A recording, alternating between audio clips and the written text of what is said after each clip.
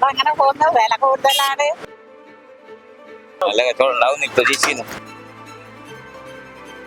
മോശമൊന്നുമില്ല, ഒരു കണ്ട് നിക്കാൻ കഴിഞ്ഞ പ്രാവശ്യത്തിനകത്ത് കുറച്ചൊരു മെച്ചുണ്ട്.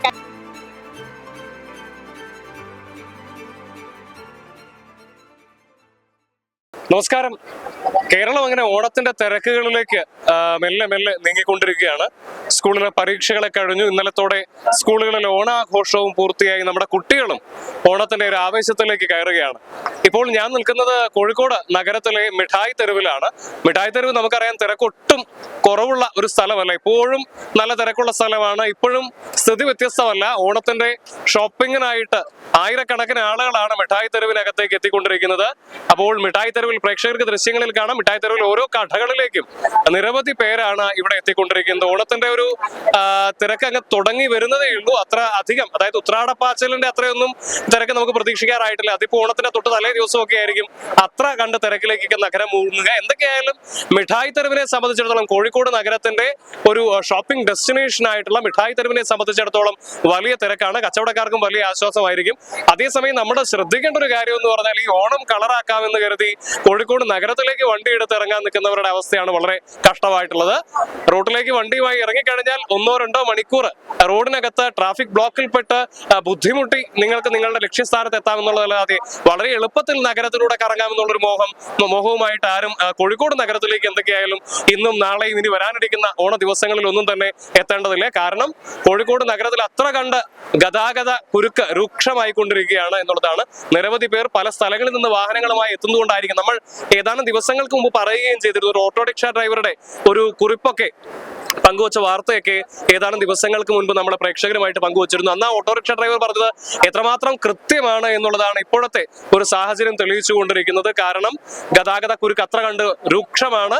പലരും ഒറ്റയ്ക്ക് കാറിൽ കോഴിക്കോട് നഗരത്തിലേക്കൊക്കെ വരുന്ന, കോഴിക്കോട് നഗരത്തിൽ മാത്രമല്ല മിക്കവാറും നഗരങ്ങളിലേക്ക് ഒറ്റയ്ക്ക് ഒരു കാറിലൊക്കെ വരുന്ന ഒരു പതിവുണ്ട്.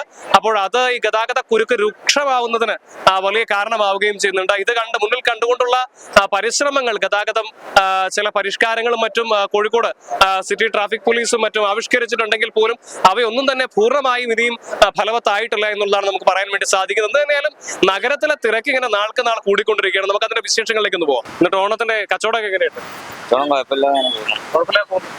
തിരക്കിലേക്ക് ആയിട്ടില്ല. ഓണാഘോഷമൊക്കെ ആയിട്ട്, സ്കൂളിലൊക്കെ ഓണാഘോഷമൊക്കെ ആയിട്ട് നല്ല അടിപൊളി കച്ചവടം. എന്തൊക്കെയാണ് ഇപ്പൊ കൊല്ലത്തെ ഓണത്തിന്റെ ഒരു പ്രതീക്ഷ? എന്താ പറയാ, നല്ല കച്ചവടം ഉണ്ടാവും പ്രതീക്ഷിക്കുന്നു. തിരക്കുണ്ടോ? തിരക്ക് ചെറിയതായിട്ട് തിരക്ക് തുടങ്ങിയിട്ടുണ്ട്. പോരാ, ഓണത്തെ കിട്ടിയാ കിട്ടി, അത്ര തന്നെ ഉള്ളൂ. കോഴിക്കോട് മിഠായി തെരുവ് പോലെ തന്നെ ആളുകൾക്ക് ഏറ്റവും പ്രിയപ്പെട്ട മറ്റൊരു കേന്ദ്രമാണ് കോഴിക്കോട് പാളയം മാർക്കറ്റ് എന്ന് പറയുന്നത്. കോഴിക്കോട് പാളയം മാർക്കറ്റ് ഈ ഓണക്കാലത്ത് വലിയ തിരക്കിലാണ്. ഇവിടുത്തെ പൂവും അതുപോലെ തന്നെ പച്ചക്കറി കടകളൊക്കെ വല്ലാതെ ഉണർന്ന് പ്രവർത്തിക്കുന്ന ഒരു സമയം കൂടിയാണ് ഈ ഓണക്കാലം എന്ന് പറയുന്നത്. പക്ഷെ ഇവിടുത്തെ വ്യാപാരികളുടെ വിഷമം, തങ്ങൾ പ്രതീക്ഷിച്ചത്ര ഒരു തിരക്കിലേക്ക് എത്തിയിട്ടില്ല നഗരം ഇനിയും എന്നുള്ളൊരു ചെറിയ വിഷമം കൂടി ഇവിടുത്തെ വ്യാപാരികൾ പങ്കുവെക്കുന്നുണ്ട്. എന്തായാലും അതൊക്കെ മറികടന്ന് ഇനിയിപ്പം വരും ദിവസങ്ങളിൽ നാടും നഗരവും ഒക്കെ തിരക്കിലേക്ക് മാറുമ്പോൾ, സ്കൂളൊക്കെ പൂട്ടി പിള്ളേരൊക്കെ പുറത്തേക്ക് ഇറങ്ങുന്ന സമയത്ത് തങ്ങളുടെ ഈ പരാതിയൊക്കെ മാറും എന്നുള്ളതാണ് അവരുടെയും പ്രതീക്ഷ. നല്ല കച്ചവടം അവർക്കും ഉണ്ടാവട്ടെ. നമുക്ക് എന്തെങ്കിലും അവരോട് ചോദിക്കാം എങ്ങനെയുണ്ട് അവരുടെ ഈ ഒരു ഓണക്കാലം എന്നുള്ളത്. ഇപ്പോൾ ഇവിടെ പാളയത്ത് മുല്ലപ്പൂ ഒക്കെ വെക്കുന്ന ഒരു ചേച്ചി, ചേച്ചിയുടെ പേരെന്താ ചേച്ചി? ബേബി ചേച്ചി, ഓണമായിട്ട് കച്ചവടമൊക്കെ എങ്ങനെയുണ്ട്? കച്ചവടം അങ്ങനെ പോകുന്നു, വില കൂടുതലാണ്. അതുകൊണ്ട് ആളുകൾക്ക് ഈ സ്ത്രീകളാണെങ്കിൽ മുല്ലപ്പൂ വെക്കാതെ ദിവസമൊക്കെ ഓണത്തിന്റെ ആഘോഷമൊക്കെ കോളേജിൽ സ്കൂളിലൊക്കെ ആയിട്ട് കച്ചവടം ഉണ്ടായിരുന്നു. പിന്നെ ഒരു ദിവസം നല്ല കച്ചവടമല്ല ചോദ്യം, പിറ്റേ ദിവസം പിന്നെ അത്ര ഇല്ല. അടുക്കുമ്പോ ഒരു തിരക്കുണ്ടാവും. ഓണം എങ്ങനെയുണ്ട് പൊതുവെ വെച്ചാ എന്നാലും മോശമൊന്നുമില്ല, ഒരു കണ്ട് നിക്കാൻ കഴിഞ്ഞ പ്രാവശ്യത്തിനകത്ത് കുറച്ചൊരു മെച്ചുണ്ട്. കഴിഞ്ഞ പ്രാവശ്യം ഒന്നും വെള്ളപ്പൊക്കെ കഴിഞ്ഞിട്ട് അത്ര വലിയ കച്ചവടം ഒന്നും ഇല്ലായിരുന്നു.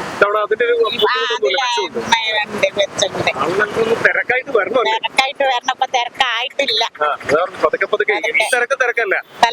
ഇതിലൊക്കെയാണ് കൂടുതൽ ഇപ്പൊ കോളേജ് സ്കൂള് ഒക്കെ അടയ്ക്കും, പത്തസ്ഥ അടവിന്റെ ആ ഒരു ഇതുള്ളൂ. ആണല്ലേ? അപ്പൊ ഓണത്തിന് നമുക്ക് ഉത്രാടത്തിനോടൊക്കെ കാണാം.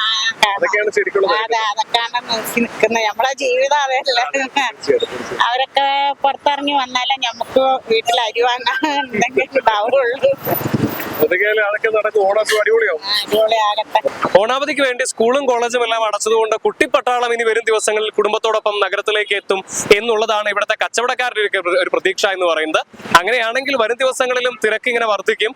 അവിടെയാണ് ഇവർ പറയുന്നത് തങ്ങളുടെ കച്ചവടമൊക്കെ നടന്നു പോകണമെങ്കിൽ അത്യാവശ്യം ആളുകളൊക്കെ നഗരത്തിലേക്ക് വരണമെന്നുള്ളതാണ് അവരും പറയുന്നത്.